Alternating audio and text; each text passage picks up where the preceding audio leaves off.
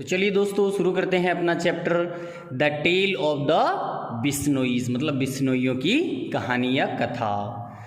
Today Marwar is a treeless waste of sand and rocks. आज मारवाड़ मिट्टी और चट्टानों का वृक्षहीन बंजर भूभाग है। The only growing things are thorny shrubs, a few tufts of short rough grass and an occasional stunted bare or bubble tree.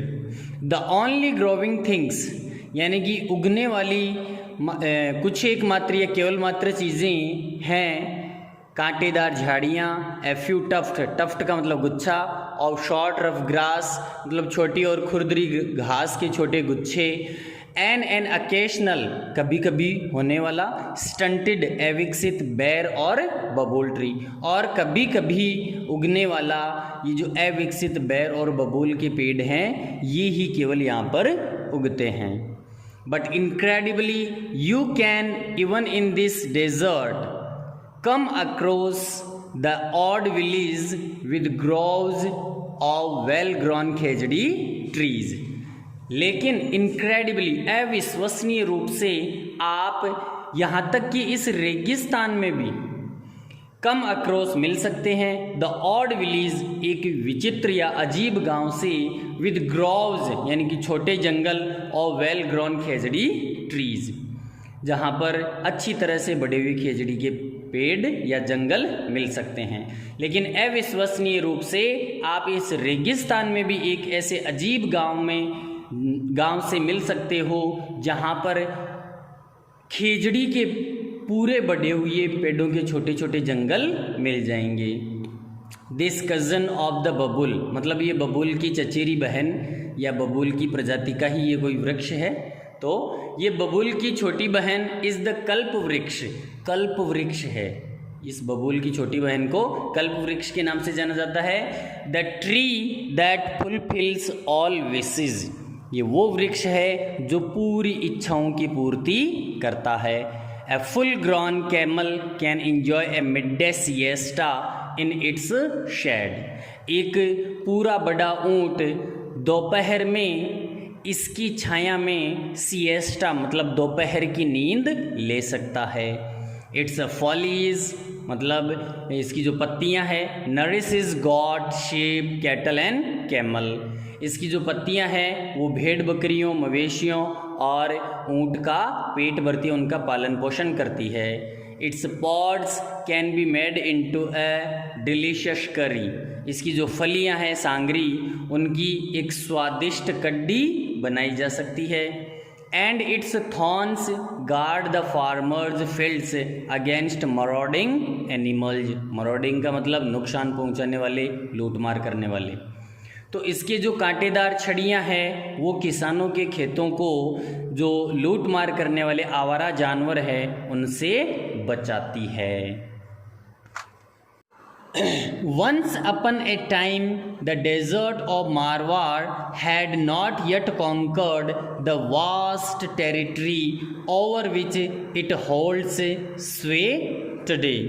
यानी कि once upon a time यानी कि एक बार the desert of Marwar, Marwar का जो ये रेगिस्तान है, had not yet conquered the vast territory, मतलब इतने विशाल क्षेत्र को, वास्ट टेरिटरी इतने विशाल क्षेत्र को इसने विजित नहीं किया था, मतलब जीता नहीं था। ओवर विच इट होल्ड्स स्वे टुडे, जिस पर ये आज अपना शासन करता है। अर्थात एक समय मारवाड़ का रेगिस्तान इतना ज़्यादा नहीं फैला हुआ था जितना यह आज फैला हुआ है। Even though the climate was the same as it is today, हालांकि जलवायु उस समय वैसी ही थी जैसी आज है। The land was covered by thousands upon thousands of khejri trees, यानी कि जो ज़मीन है वो हजारों खेजड़ी वृक्षों से ढकी हुई थी। And there was plenty of ber ker and सांगरी, और वहाँ पर प्रचुर मात्रा में बेर केर और सांगरी अर्थात खेजड़ी के वृक्ष थे। These plains were home to thousands of antelopes, blackbuck, chinkara and nilgai. ये जो मैदान हैं वो हजारों एंटीलोप्स बारहसिंगाओं, ब्लैकबक ये इंडियन बारहसिंगा, चिंकारा और नीलगाय रोजड़ा जिसको बोलते हैं अपनी भाषा में, इन सभी के मतलब घर थे। And on this bounty lived the tribal Bhils, और इस उपहार पर ही, यह बाउंटी का मतलब इस क्षेत्र या इस उपहार पर ही, इस क्षेत्र की उदारता पर ही भील जनजाति जीवित थी। अबाउट 3000 ईयर्स एगो, लगभग 3000 साल पहले, हॉर्ड्स ऑफ कैटल कीपर्स मवेशी रखने वालों के झुंड begin to pour into India from west and central Asia, कि पश्चिमी और मध्य एशिया से भारत में मवेशी रखने वालों का झुंड आने लगा 3000 साल पहले। Some of them spread into Marwar, उनमें से कुछ हैं वो मारवाड़ में फैल गए। The Bhils resisted their encroachment, भीलों ने उनके इस अतिक्रमण का विरोध किया। But the invaders had horses and superior weapons, लेकिन उन आक्रमणकर्ताओं के पास हॉर्सेस घोड़े और सुपीरियर और श्रेष्ठ हथियार थे। हॉर्सेस का मतलब सेना से भी होता है, और यहाँ पर अपन घोड़े या घुड़सवार सेना दोनों से इसका मतलब निकाल सकते हैं।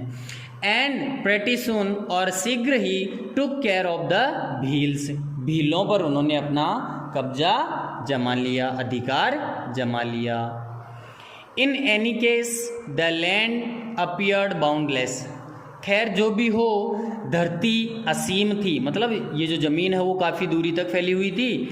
And the Bhils retreated a little towards the Aravallis, और जो भील हैं वो थोड़े अरावली पर्वतमाला की तरफ रिट्रीट खिसक गए या चले गए। The population of Marwar was on the increase, Marwar की जनसंख्या है वो अब प्रगति पर थी, मतलब काफ़ी जल्दी बढ़ रही थी। But as centuries passed, but as centuries passed the large herds of cattle began to affect the vegetation, लेकिन जैसे जैसे शताब्दियाँ गुजरती गई, बड़ी संख्या में मवेशियों के झुंडों ने वनस्पति को प्रभावित करना शुरू कर दिया। The seedlings and saplings, seedlings ये जो बीजों से नए पौधे उगते हैं वो, और सैपलिंग्स छोटे पौधे या पौध, वर ग्रेज्ड डाउन, जो छोटे पौधे और जो नवांकुर थे उनको चर लिया गया, मतलब मवेशियों के द्वारा उनको चर लिया गया। And had little chance to grow, और उनके बढ़ने के न के बराबर चांस रह गए। Invaders and the tribal Bhils found less and less to sustain themselves, आक्रांताओं यानी कि आक्रमणकर्ताओं और भील जातियों को, भीलों को अपने आप को जीवित रखने के लिए, सस्टेन मतलब खुद को बनाए रखने के लिए अब कम से कम मिलने लगा। Finally the 13th century AD, 13वीं शताब्दी में, यानी कि जो अपन BC बिफोर क्राइस्ट बोलते हैं, और AD का मतलब होता है मतलब ईसा के बाद में, आफ्टर द डेथ इसका मतलब नहीं है, इसका मतलब होता है एनो डोमिनी, ये फॉरेन वर्ड है जिसका मतलब होता है the year Jesus was born, मतलब वो साल जिसमें जो जीसस था, यीशु मसीह उसने जन्म लिया था, तो उसको AD कहते हैं। उसके बाद से अपन ये ईस्वी सन शुरू करते हैं। तो finally the 13th century AD saw the final conquest of the Bhils by the Rathores of Kannauj. आखिरकार 13वीं शताब्दी ने कन्नौज के राठौड़ों द्वारा भीलों पर विजय देखी, अर्थात 13वीं शताब्दी में कन्नौज के राठौड़ों ने भीलों पर जीत हासिल की। The Rajputs now ruled the whole of Marwar, अब पूरे मारवाड़ पर राजपूत शासन करते थे। इन द ईयर 1451 AD, 1451 ईस्वी के दौरान the reign of Rao Jodhaji, one of the bravest of the Rathore kings, an extraordinary child was born in the village of Pipasar.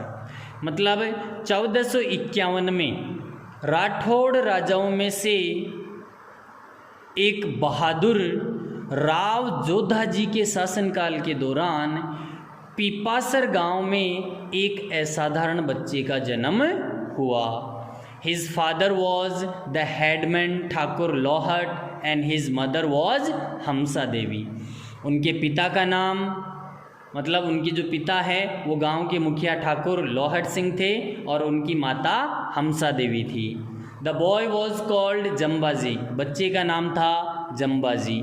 As a little boy, मतलब जब वो छोटा बच्चा था, he was given the task, कार्य, ऑफ लुकिंग आफ्टर, देखभाल करना, his father's large herd of cattle and sheep, यानी कि एक छोटे बच्चे के रूप में उसको अपने पिता के एक मवेशियों और भेड़ों के विशाल झुंड की देखभाल करने का कार्य सौंपा गया। It was great fun to take the animals out grazing, यानी पशुओं को चराने के लिए ले जाना। Lie in the shade of a khejri tree, khejri के पेड़ की छाया में सोना। And watch the herds of black buck, और ये जो अपने बारहसिंगा है इनके झुंडों को देखना बहुत ही आनंददायक होता था। जम्बाजी वॉज फैसिनेटेड, जम्बाजी आकर्षित थे, बाय द लाइद ग्रेस, यानी कि जो लचकदार मनोहर, ग्रेस का मतलब मनोहरता या लालित्य, ऑफ दिस हैंडसम एंटीलोप, यानी कि जम्बाजी है इस सुंदर बारहसिंगा के जो लचकदार लालित्य था या जो लचकदार मनोहर चाल थी उसके द्वारा फैसिनेटेड थे, वो आकर्षित थे। And thought that there was no sight more enthralling, सुंदर, than a fight between two well grown stags, मतलब दो बढ़े हुए स्टैग्स हिरणों के बीच की जो लड़ाई होती थी उससे बढ़कर कोई मनमोहक या सुंदर नज़ारा ही नहीं होता था, ये उनका मानना था। When Jambaji was 25 years old, जब जम्बाजी 25 साल के थे, a great disaster overtook the whole region, तो पूरे क्षेत्र में एक बहुत ही बड़ी मुसीबत ने अतिक्रमण कर लिया, मतलब पूरे क्षेत्र में एक आफत आ गई। The small quantity of rain that used to come regularly ceased altogether, ceased मतलब रुक जाना, altogether पूरी तरह से, यानी कि थोड़ी बहुत जो बारिश हुआ करती थी वह पूरी तरह से रुक गई।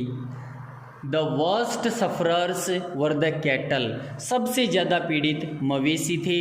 इन the first year of drought, सूखे के पहले वर्ष में, they could eat the bajra straw stored in the houses, यानी कि जो सूखा था, काल पड़ा था, उसके पहले साल तो वे घरों में जो स्टोर किया गया बाजरे का जो चारा था, कुट्टी, उसको वो खा सकते थे। The second year was very bad, जो दूसरा साल था वो बहुत ही बुरा था। There was not a blade of grass left standing anywhere, मतलब कहीं पर घास का एक तिनका भी नहीं बचा था।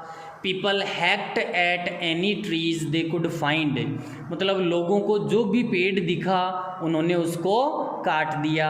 And fed the animals on the leaves, और उनकी जो पत्तियां हैं वो अपने जानवरों को खिलाई।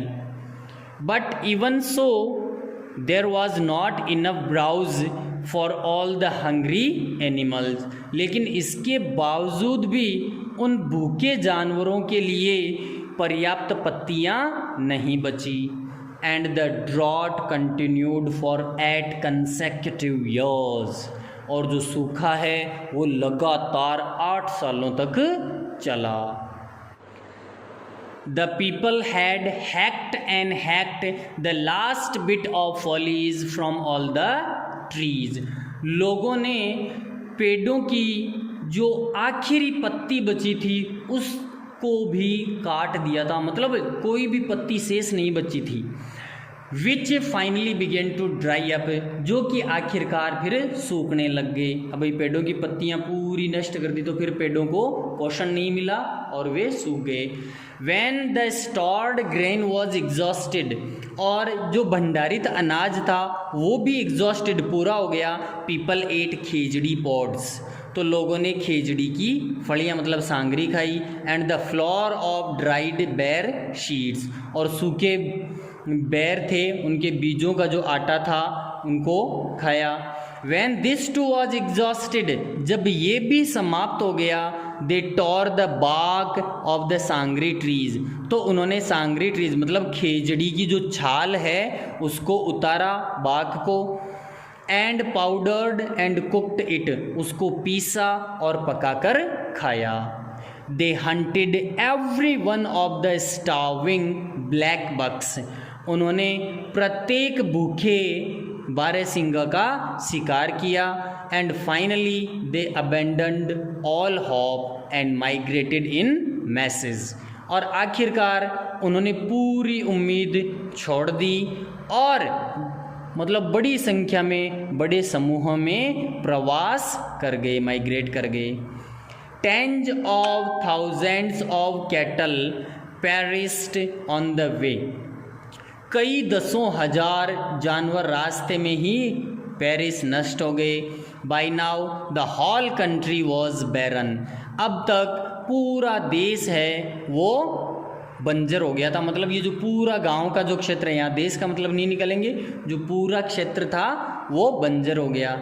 There was not a tree in sight for miles together, मीलों तक दिखने के लिए एक भी पेड़ नहीं था। नॉर ए सिंगल काउ और ए ब्लैक बक, ना कोई गाय थी और ना ही कोई बारहसिंगा ब्लैक बक था। मतलब the only people to hold on, केवल वो ही लोग रुके थे, वर बिग लैंडलॉर्ड्स, जो कि बड़े जमींदार थे, जैसे कि जम्बाजी के पिताजी, विद ह्यूज स्टोर्स ऑफ बाजरा, जिनके पास बाजरे का खूब भंडार था। दैट समहाउ, जो कि जैसे तैसे lasted through the difficult times, इस कठोर समय में उनके पास बच गया था। मतलब रुकने वाले लोगों में जम्बाजी के पिता, जिनके पास प्रचुर मात्रा में बाजरा का भंडार था, जो कि जैसे तैसे मुश्किल समय में भी रुक गया था, तो उस तरह के जमींदार ही रुके थे, बाकी सब चले गए थे। Jambaji was much affected by this drought, Jambaji इस सूखे से बहुत ज़्यादा प्रभावित हुए। Many were the nights he spent in wakefulness because of the suffering he saw around him, यानी कि उन्होंने अपने आसपास में जो पीड़ाएं देखी थी उनके कारण कई रातें उन्होंने जागते हुए बिताई। द डाइंग कैटल, मरते हुए जानवर, द स्टार्विंग चिल्ड्रन, और भूखे मरते हुए बच्चे, they haunted him day and night, वे उनको रात दिन भूतों की तरह से डराते थे। And finally at the age of 34, और आखिरकार 34 साल की उम्र में, ही हैड ए विजन, उन्होंने एक स्वप्न देखा, एक उद्देश्य तैयार किया, एक लक्ष्य तय किया। ही सा man intoxicated with his on power, उन्होंने देखा कि आदमी अपनी खुद की शक्तियों से ही मदमस्त हो रखा है, मतलब वो अपने नशे में ही चूर हो रखा है। डेस्ट्रॉइंग द वर्ल्ड अराउंड हिम, और इस नशे में वो अपने आसपास के संसार को नष्ट कर रहा है। And he decided to change it all, और उन्होंने इसे पूरी तरह से बदलने का निर्णय लिया। If life was to flourish again in desolate land, यदि इस सुनसान या उजाड़ भूमि में फिर से जिंदगी खिलानी है, Jambaji saw that man would have to live in a different way. तो जम्बाजी ने देखा कि आदमी को एक अलग ही तरीके से जीना होगा। And according to different tenets and beliefs, और अलग सिद्धांतों और विश्वास या मतों के अनुसार जीना होगा। Jambaji wanted the earth to be covered once again by an abundance of खेजड़ी, बेर, ker and sangri trees. Jambaji चाहते थे कि धरती एक बार फिर से खेजड़ी, बेर, केर और सांगरी से ढक जाए, इसकी प्रचुरता से ढक जाए। He wanted herds of black buck to frolic again। वो चाहते थे कि इन ब्लैक बक्स के 12 सिंगाओं के जो झुंड हैं वो फिर से मौज मस्ती करें, आनंद करें। And he wanted man to work for this, और वो चाहते थे कि आदमी इसके लिए कार्य करे। Jambaji knew the way to achieve this, Jambaji इसे प्राप्त करने का तरीका भी जानते थे। And he began to broadcast his message in the year 1485, और 1485 वर्ष में उन्होंने इस संदेश का प्रचार करना शुरू कर दिया। His message included 29 basic tenets, उनके जो संदेश था, उनका जो संदेश था उसमें 29 मूलभूत सिद्धांत शामिल थे। Its 2 major commandments were a prohibition against the cutting down of any green tree और the killing of any animal. इनके 2 प्रमुख नियम थे कि एक तो किसी भी हरे भरे वृक्ष को काटने पर प्रतिबंध, और दूसरा किसी भी जानवर को मारने पर प्रतिबंध। Jambaji's message of humanity and respect for all living things was eagerly accepted, यानी कि जम्बाजी का मानवता के प्रति ये संदेश और सभी जीवों के प्रति सम्मान को बड़ी उत्सुकता से ईगरली एक्सेप्ट कर लिया गया। His teachings prompted the inhabitants, prompt इनका मतलब प्रेरित करना, इनहेबिटेंट्स मूल निवासी, of hundreds of villages to reclothe the earth with its green cover. इनकी शिक्षाओं ने आसपास के सैकड़ों गांवों के निवासियों को इस धरती को फिर से इसके हरे भरे आवरण में ढकने के लिए प्रेरित किया। तो आज के लिए इतना ही। आगे का जो चैप्टर है, जो हाफ चैप्टर जो बचा हुआ है, वो अपन अगले वीडियो में पढ़ते हैं। यदि आपको कोई भी प्रॉब्लम हो तो कमेंट कर सकते हैं आप, और यदि आपको पढ़ाया गया कंटेंट अच्छा लगता है तो आप इस चैनल को लाइक कीजिए, शेयर कीजिए, सब्सक्राइब कीजिए। तब तक के लिए गुड बाय, धन्यवाद।